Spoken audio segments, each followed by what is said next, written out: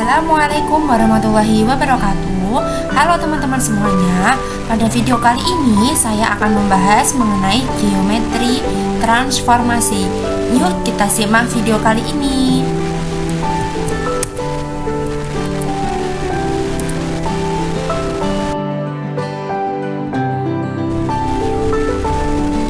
Contoh 1.17. Diberikan sebuah lingkaran dengan jari-jari R dan pusat titik A pada bidang Euclides. Ditetapkan relasi T sebagai berikut. Untuk setiap P dikali V, TP sama dengan Q, sehingga AP dikalikan AQ sama dengan R kuadrat. Apakah T suatu transformasi? Oke, langsung saja kita masuk ke penyelesaian contoh 1.17 ya teman-teman, untuk mengetahui apakah T ini merupakan suatu transformasi atau bukan. Penyelesaian contoh 1.17. Agar kita dapat memecahkan contoh 1.17, kita harus menyelidiki beberapa syarat. Yang pertama adalah T suatu fungsi dari V ke V. Yang kedua adalah T merupakan suatu fungsi bijektif, di mana suatu fungsi bijektif itu suatu fungsi kepada dan suatu fungsi satu-satu. Oke, masuk ke persyaratan yang pertama, yaitu T suatu fungsi dari V ke V. Maka kita perlu ngambil titik P atau sembarang titik P. Kedudukan P terhadap lingkaran dan titik pusatnya itu memiliki 4 kemungkinan, yaitu P sama dengan A atau P tidak sama dengan A. Tetapi di dalam lingkaran, P pada lingkaran dan P di luar lingkaran. Untuk P sama dengan A, misalnya Q sama dengan TP, di mana P itu sama dengan A, maka A dikalikan AQ sama dengan R kuadrat. Maka AA-nya kan bernilai 0, sehingga 0 dikalikan AQ sama dengan R kuadrat, maka AQ sama dengan R kuadrat per 0. Hasilnya kan tak didefinisikan, artinya tak ada Q, sehingga AA dikalikan AQ sama dengan R kuadrat. Hal ini berakibat bahwa apabila P sama dengan A, tak ada Q elemen dari V, sehingga AP dikalikan AQ sama dengan R kuadrat. Jadi T bukan fungsi dari V ke V. Karena pada persyaratan pertama sudah tidak terpenuhi, maka bisa terjadi kemungkinan T ini bukan suatu transformasi. Karena pada persyaratan pertama saja tidak terpenuhi, maka persyaratan selanjutnya dia tidak akan terpenuhi juga teman-teman. Oke, penyelesaian contoh 1.7 sudah selesai teman-teman. Mari kita lanjut ke contoh 1.18. Contoh 1.18. Ambil transformasi T1 yang ditetapkan sebagai berikut. Seperti pada contoh 1.16 ya teman-teman. Misalkan V bidang Euclides, sedangkan A suatu titik tertentu. T1 ditetapkan untuk setiap P dikalikan V. 1.1. Jika P sama dengan A, T1P sama dengan A. 1.2. Jika P tidak sama dengan A, T1P sama dengan P dengan P titik tengah. Selanjutnya, kita ambil relasi T2 yang ditetapkan sebagai berikut. Misalnya V bidang Euclides dan G suatu garis tertentu untuk setiap P dikalikan V. 2.1. Jika P dikalikan G, T2P sama dengan P. 2.2. Jika P dikalikan G, T2P sama dengan P titik tengah, ruas garis tegak lurus dengan P ke G. Maka kita perlu selidiki. Yang pertama, apakah T2 suatu transformasi? Yang kedua, B, apakah T1 dikalikan T2 sama dengan T2 dikalikan T1? Oke teman-teman, mari kita selesaikan contoh 1.18 ini.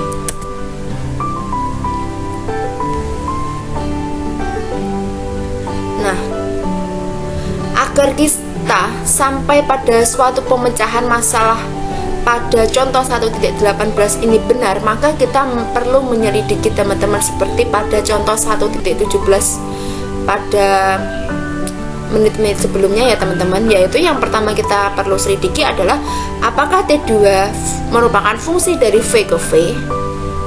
Yang kedua, apakah T2 ini merupakan fungsi bijektif, di mana fungsi bijektif itu termasuk fungsi kepada dan termasuk fungsi satu-satu. Oke, pertama kita selidiki dulu T2 fungsi dari V ke V berdasarkan 2.1 pada modul yang telah ada ya teman-teman. Setiap X elemen dari V dan X elemen dari G, maka X tunggal dari X oleh T2 berdasarkan 2.2 pada keterangan modul. Setiap X elemen dari V dan X elemen dari G ada tunggal garis tegak lurus kepada G melalui X. Hal ini mengakibatkan tunggalnya titik tengah ruas garis tegak lurus dari X ke G. Jadi untuk X elemen dari V dan elemen dari G ada tunggal peta anggota V yang memenuhi 2.1. Jadi dapat disimpulkan bahwa T2 merupakan suatu fungsi dari V ke V.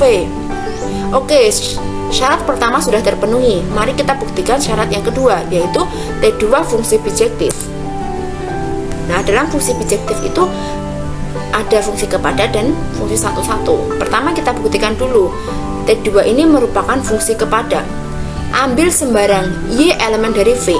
Apabila Y ini elemen dari G, ada prapeta Y oleh T2.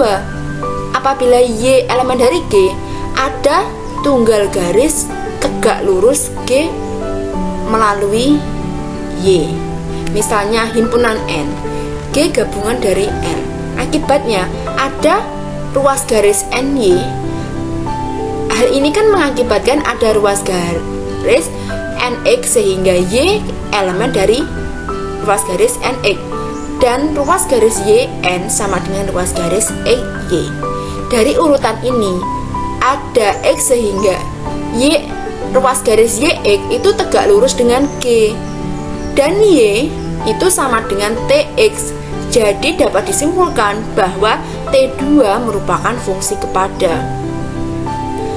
Oke, syarat yang kedua mengenai fungsi bijektif pada poin A mengenai fungsi kepada sudah terpenuhi. Mari kita melaju ke syarat yang kedua pada fungsi bijektif, yaitu yang B, di mana T2 merupakan fungsi satu-satu. Oke, kita buktikan ya teman-teman. Sebelumnya perhatikan gambar yang berada di samping tulisan ini teman-teman. Kemudian ambil dua titik sembarang X, Y elemen dari V, sehingga X ini kan tidak sama dengan Y. Untuk X, Y pada sisi yang berbeda oleh garis G, T2X itu tidak sama dengan T2Y, sebab T2X dan T2Y terletak pada sisi yang berbeda oleh garis.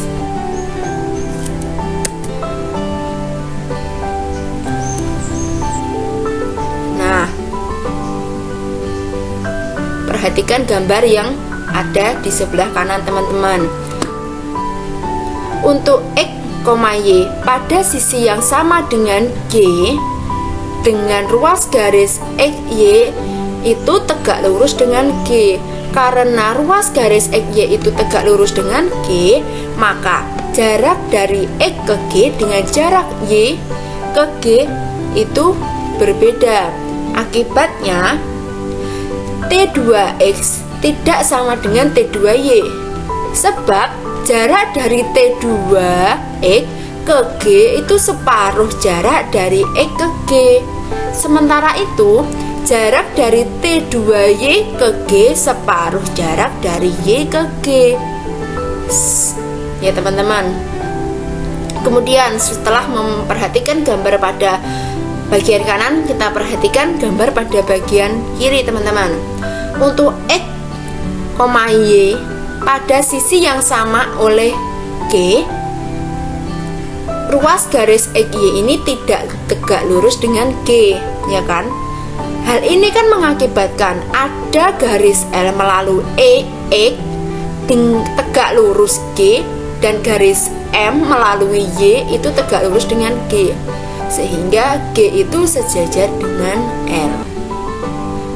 Karena T2X tidak sama dengan T2Y, elemen dari M, dan L itu sejajar dengan M, maka T2X itu tidak sama dengan T2Y.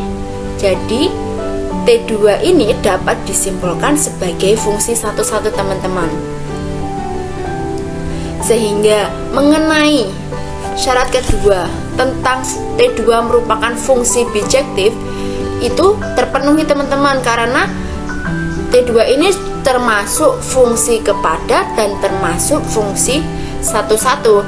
Dengan demikian T2 kan memenuhi syarat fungsi dari V kepada V, fungsi bijektif, sehingga dapat disimpulkan T2 ini merupakan suatu transformasi. Selanjutnya kita akan membahas mengenai teorema 1.7. Misalkan diberikan dua buah transformasi dan maka inverse T1 lingkaran T2 sama dengan inverse T2 lingkaran inverse T1. Mari kita buktikan teman-teman teorema 1.7.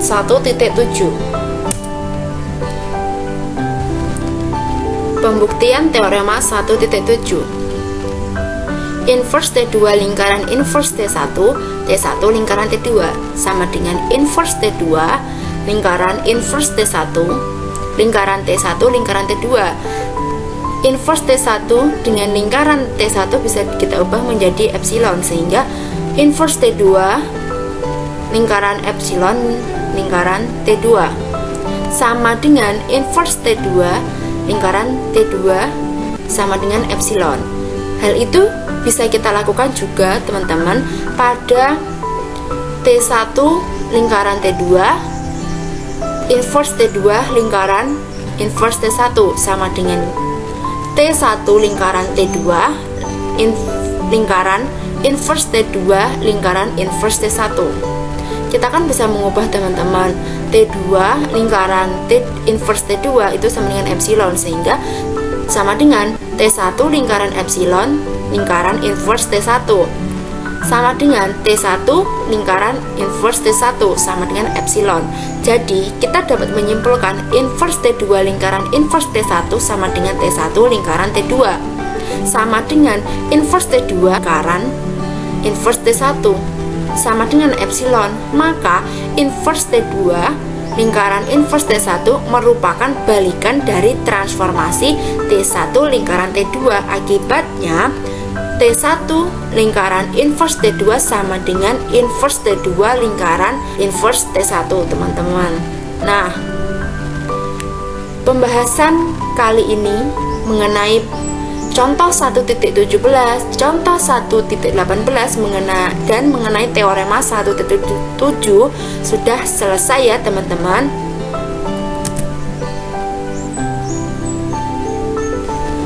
Kurang lebih pembelajaran kita mengenai geometri transformasi yang membahas tentang contoh 1.17, contoh 1.18 dan teorema 1.7 sudah selesai teman-teman. Semoga pembelajaran kali ini membawa keberkahan dan membawa manfaat yang luar biasa bagi kita semuanya. Saya akhiri pembelajaran kali ini. Wassalamualaikum warahmatullahi wabarakatuh. Sampai jumpa pada video-video berikutnya. Dadah.